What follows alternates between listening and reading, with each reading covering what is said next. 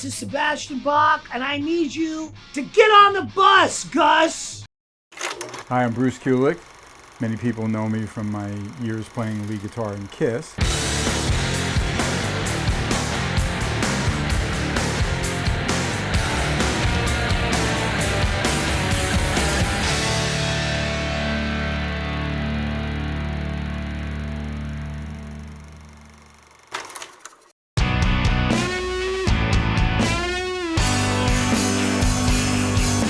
Meatloaf was a really incredible artist that I kind of walked into along with my brother Bob. And being born and raised in New York exposed you to certain opportunities. And when the call went out for players, there was no internet, there was no social media. Bob was older than me by almost 4 years, so it was easy for him to hear things. And I was definitely the younger brother who had a lot of chops and talent, but not anyone knew really. But he was particularly looking for 2 lead guitar players, okay? And Bob was known already as a lead guitarist and already had things under his belt.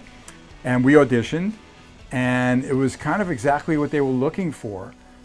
I kind of got it right away. I thought they were really great songs, and it was much more of a theatrical, you know, kind of a act.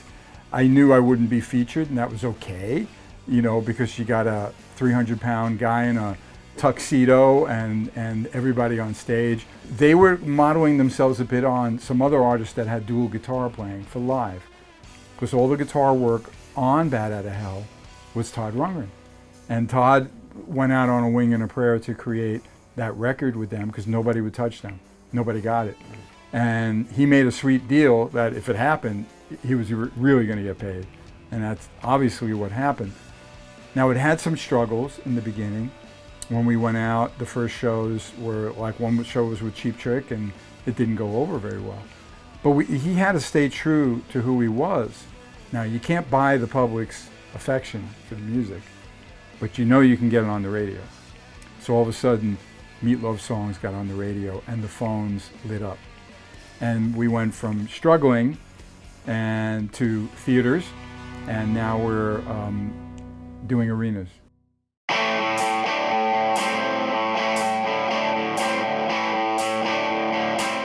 Two important connections. Well, the most important one is, of course, my brother Bob did wind up running into Kiss after they were already famous, because he actually auditioned the same day Ace Frehley did.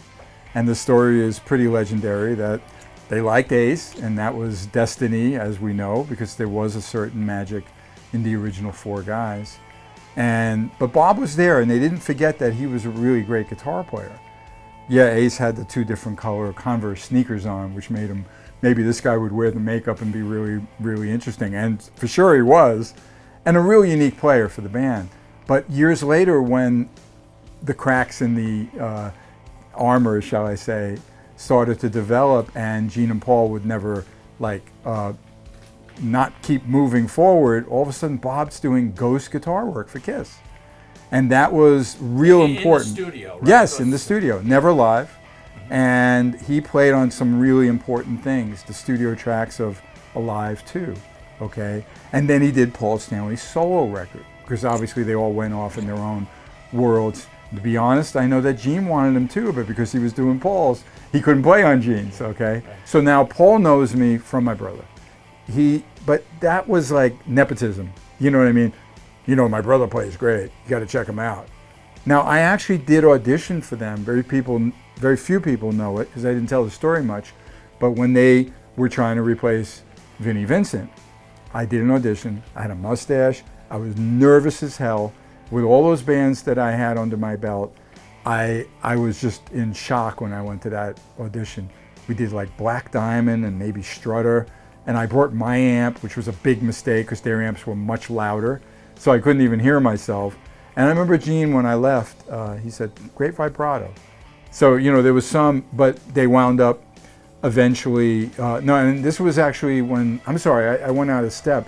This is actually when they actually kept Vinnie, rather when they needed to replace Ace permanently, you know, instead of ghost guitar players on records and stuff. But it wasn't meant to be. Now, did I want to be in makeup or anything? No, I didn't see myself that way. But you got to remember that I did get to hang out a bit with Paul in the late 70s with my brother. He knew who I was, but there were other players that wrote with Gene, knew Paul, that befriended him. There was one guy, Mitch Weissman, who was the Paul McCartney in Beatlemania, which was huge in New York City back then. Yeah. And Mitch was the one that had his ear. Bruce is a really great guitar player. You got to check him out. So that's why in the summer of '84, I get the call to be ghost guitar player for the new record that they're working on in Manhattan called Animalize.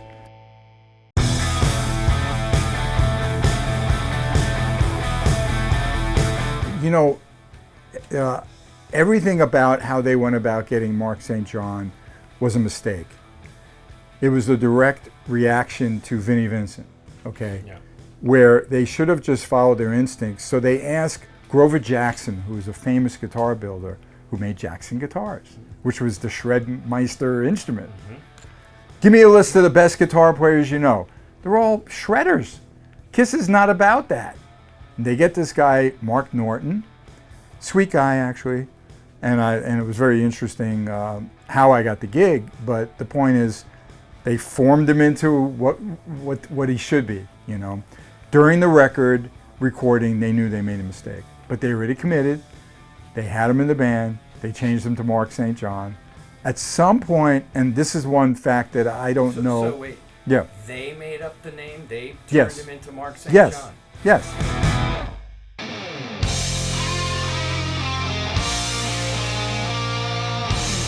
So I don't know what happened while the recording of Animalize happened, because I wasn't there.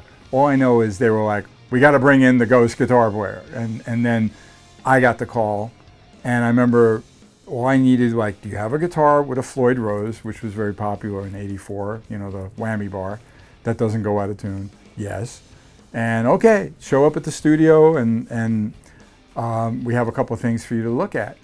And obviously, I just did my best, and I wound up on a song, and then a bit of an end of another song.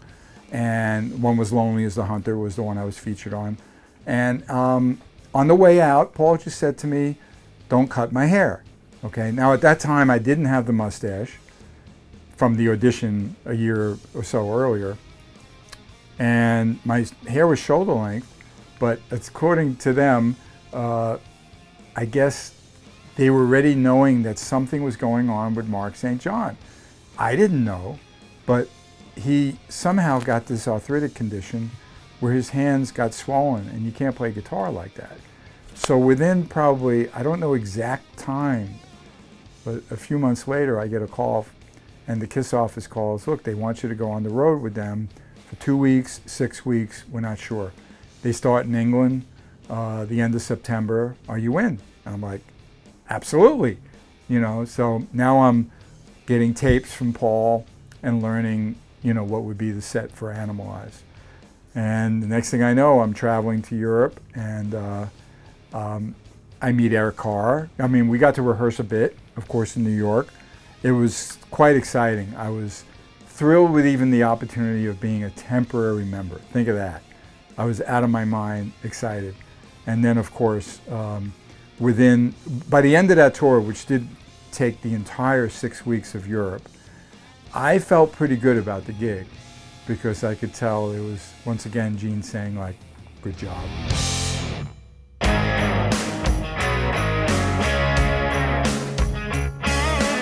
For me, the makeup and all that was odd to me.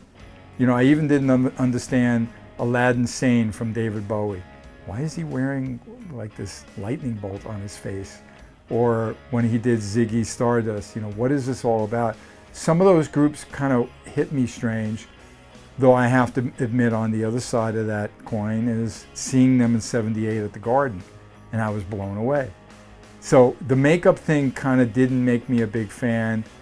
I knew everything my brother did and I liked it. I will admit I loved Destroyer, and my brother didn't play anything on that, but as soon as I heard Detroit Rock City, there was something about anything to do with Bob Ezrin that I loved, okay, who I got a chance to work on later on in my KISS years. But getting back to that wouldn't have mattered. I was still a nervous wreck, you know, with the knees shaking before the first gig, you know. But I got more comfortable because I did feel like I fit. There was something about my playing and my physicality and the fact that my personality was not look at me, because Gene and Paul are so commanding on stage. And they actually, by the time we came back to America, all right, Mark got over his condition, he's healed. He's coming out on tour with us to watch, and then we're going to try him out. Okay, very odd situation. How many bands go through that? I don't know if that was contractually or just to realize, well, he's all over this Animalize record. He's on the cover, you know, he's in the video for Heaven's on Fire. We got to give him a shot. Whatever their motive was, I do think they were happy with me.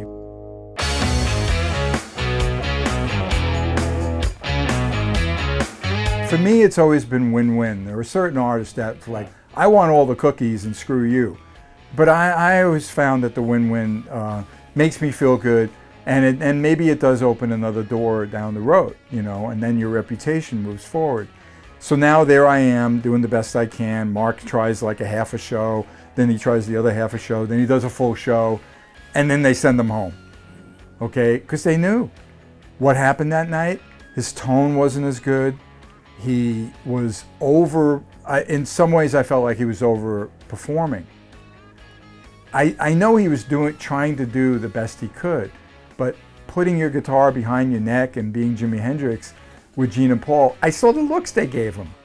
And in some bands, it would have been like, that's awesome. Not in Kiss, okay? And what can I say? I got the call that night in the hotel room. Paul was like, want you to be competitive, but the gig is yours. And within a week, we're doing Animalize Live for MTV. They needed to make a choice by then. And they gave me my new contract, and now I'm actually a member of the band.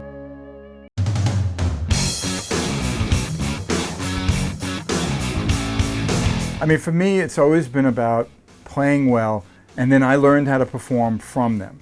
My fear with the makeup, even though, yes, you become a character, so now you could be, in a sense, hiding from any true personality, maybe, but I always thought, I'm tall enough, and I don't need to be in like 10-inch heels, and I don't even know what it would have felt like. I swear to you, that petrified me. I just never envisioned myself. It was so ironic, and that if I could fast forward after my 12 years are over and they do the reunion tour, and then that starts to implode like 5 years later or whatever the timeline was, or even less than that, and all of a sudden they need to replace Ace Frehley, and I was like, oh my God, are they gonna ask me to be the guitar player?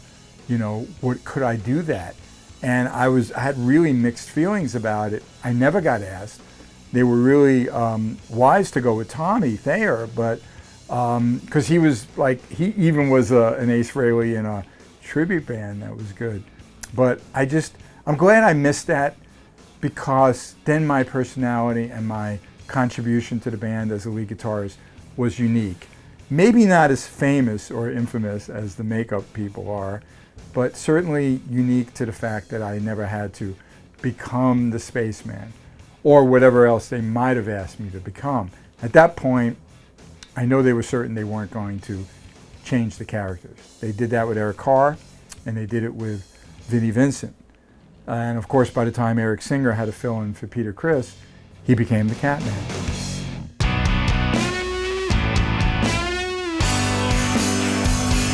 So imagine what I had to navigate, you know, being the temporary guy, touring, and then becoming, of course, the permanent guy.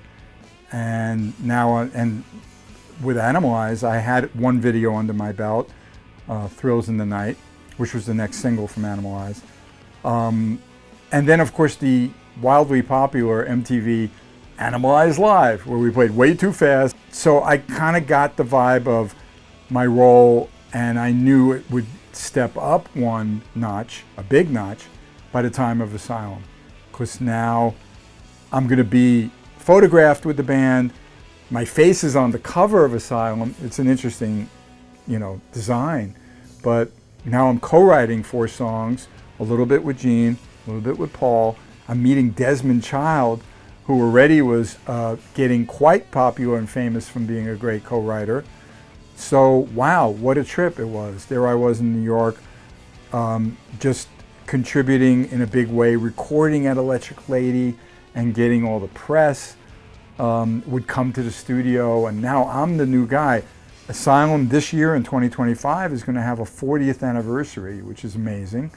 And this history just keeps celebrating anniversaries and on, and everybody gets to revisit it.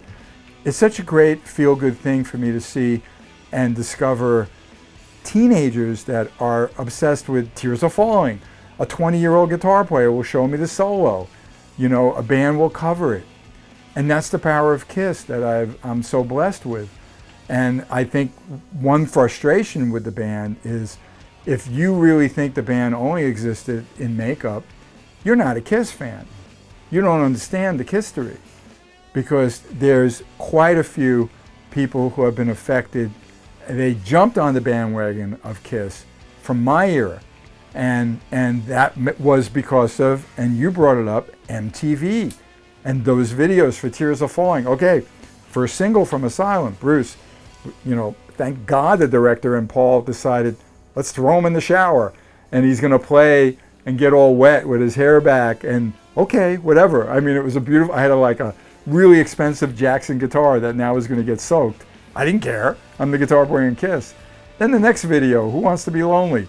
Throw him in the water. You know what I mean? I rise out of the water and I get wet with the multi-swirl ESP guitar. Very weird, but iconic, and still a big memory for all the fans, and something I'm just real excited about.